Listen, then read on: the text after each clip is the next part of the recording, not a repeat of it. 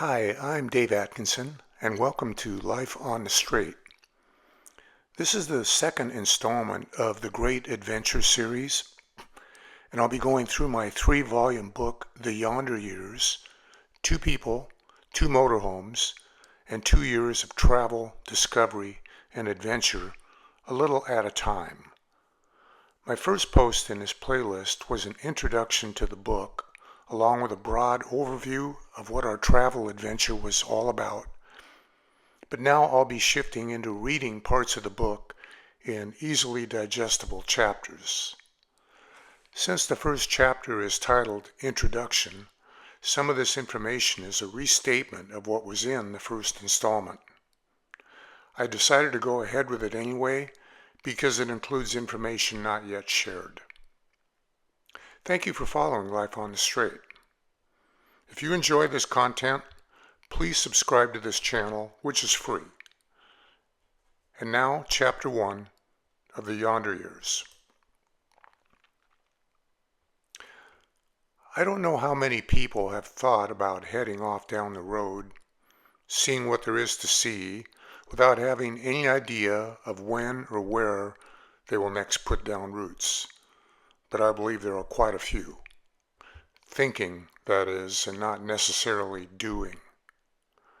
I can name several songs that romanticize this, from Heart's Dreamboat Annie, Heading Out to Somewhere, Won't Be Back for a While, to Lone Star's What About Now, and that road rolls out like a welcome mat.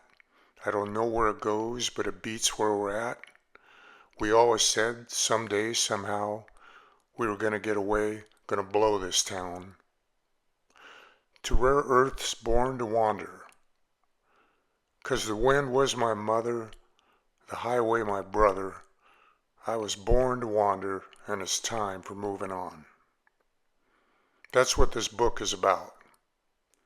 After years of dreaming, Amy and I, together with our cat Buzzy, finally walked the talk.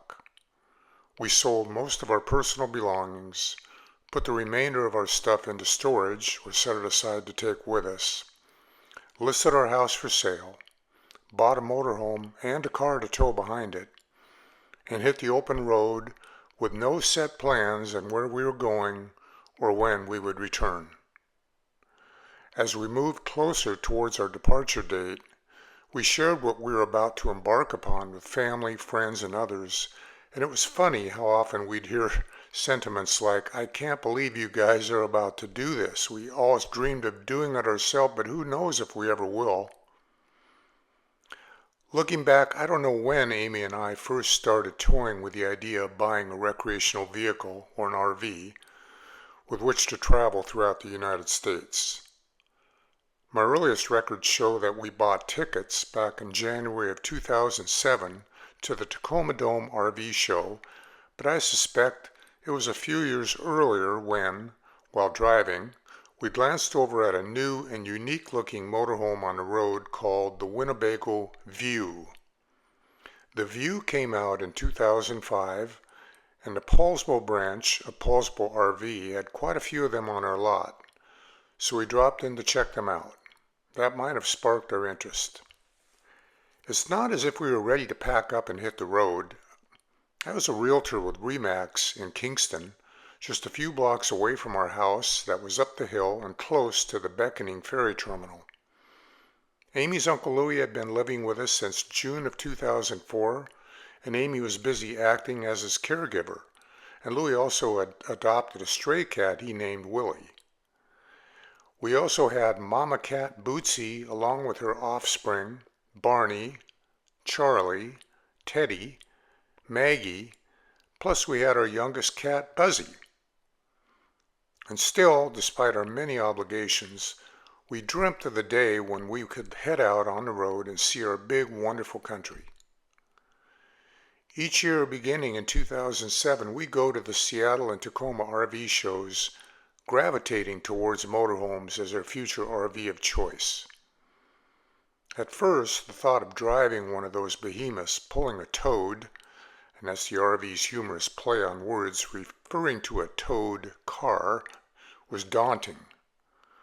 Wading into the shallow end of the motorhome pool, we looked again at the view. It was what is known in the industry as a Class C motorhome, essentially a motorhome body grafted onto the chassis of a heavy-duty van. In this case, the Daimler Chrysler Sprinter 3500 series cab and chassis, which featured a 5-cylinder diesel engine that could get close to 20 miles per gallon. The view was about 23 feet long and 11 feet high.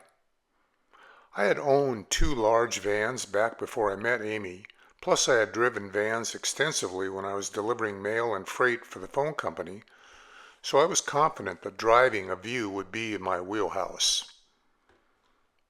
As the years rolled on, we fell out of love with a somewhat cramped view and began thinking about larger Class A motorhomes.